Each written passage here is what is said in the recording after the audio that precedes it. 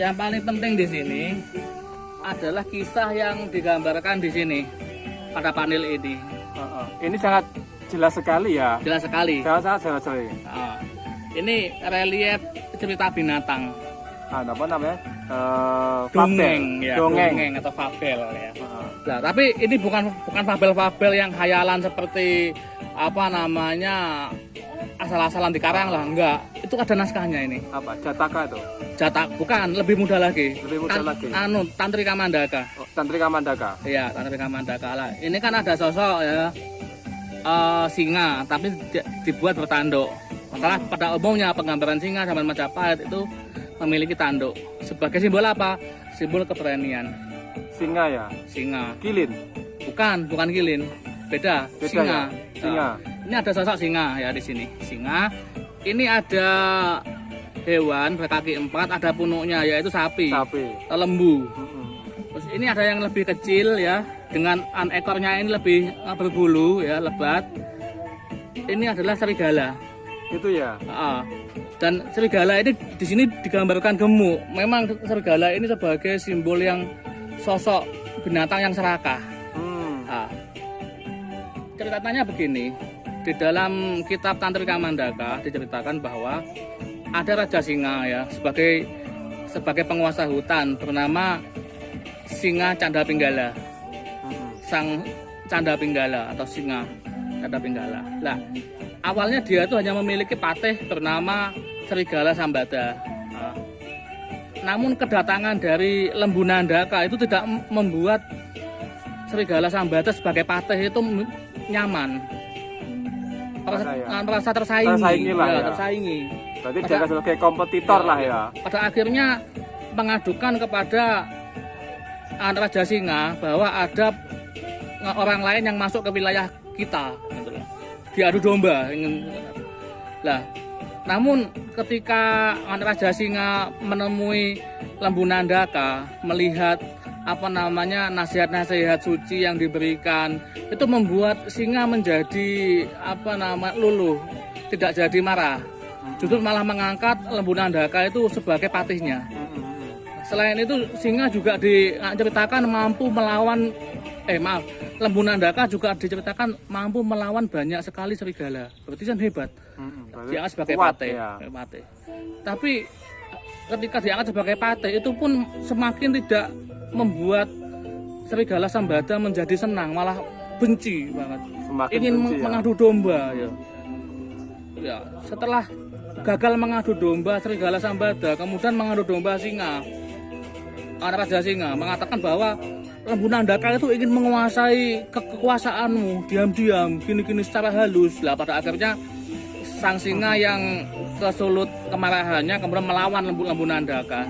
Pada akhirnya keduanya mati. Jadi hampir mirip seperti ceritanya Aji Saka. Aji Saka ya, Dora Sembada itu ya.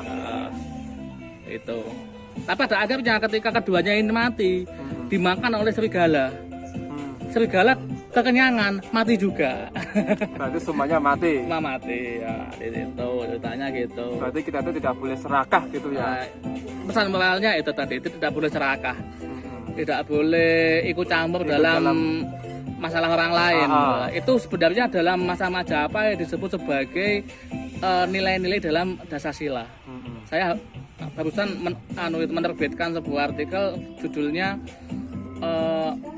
Sekolah Keagamaan Majapahit mengajarkan kesusilaan melalui cerita dongeng. Nah, itu nanti ya. Salah satunya di mana itu?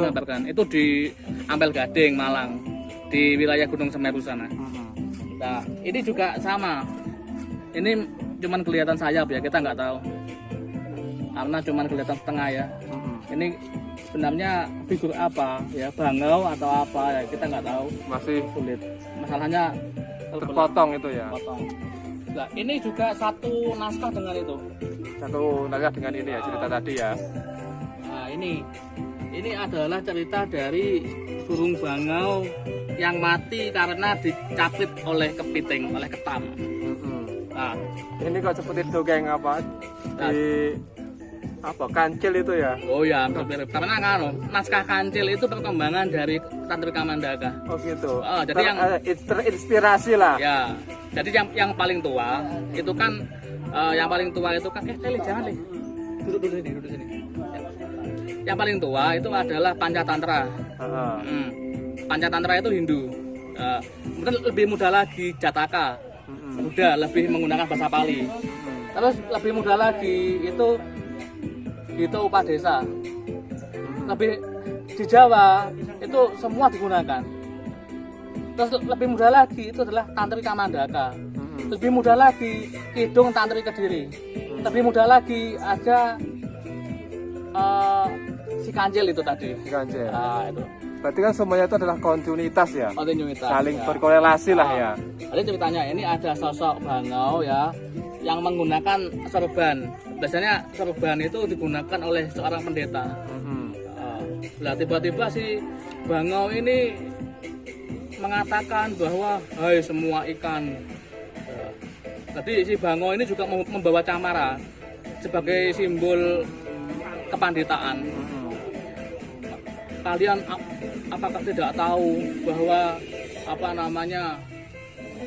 telaga ini akan segera surut. Jadi kalian akan kebingungan untuk hidup. Saya ingin melaksanakan budi baik untuk memindahkan kalian ke Telaga Manasa. Gitu. Telaganya di sana indah sekali ya. Terus kemudian ikan-ikan pada takut semua dan ingin dipindahkan semua. Tapi pada akhirnya kepiting juga ingin dipindahkan. Lah, ketika di perjalanan melihat tulang-tulang ikan di atas batu, loh, katanya dipindahkan, kok malah dimakan lah, makanya si bangau kemudian dicapit sampai putus. Nah, itu ceritanya begitu. Ini, tapi kepitingnya sudah agak aus ini. Ya ini kepitingnya di lehernya ini sudah capit. Iya, berarti semua itu kan syarat moral ya. Ya, jadi ini adalah cerita tentang ajaran moral, tidak boleh menipu. Ada itu, tidak boleh. Salah satu sila dalam Dasasila. Jadi Dasasila itu adalah ajaran awal dari suatu mandala atau kadewa guruan sebelum mendapatkan ajaran-ajaran lain yang lebih tinggi. Paling tinggi itu tatwa. Tatwa ya. Tatwa lebih tinggi. Ini yang paling dasar ya. Berarti kita itu harus bisa mengendalikan nafsu binatang. Nah, di situ. Itulah cerita dari di sini, dari semua relik di sini. Gitu. Jadi ada lagi nih.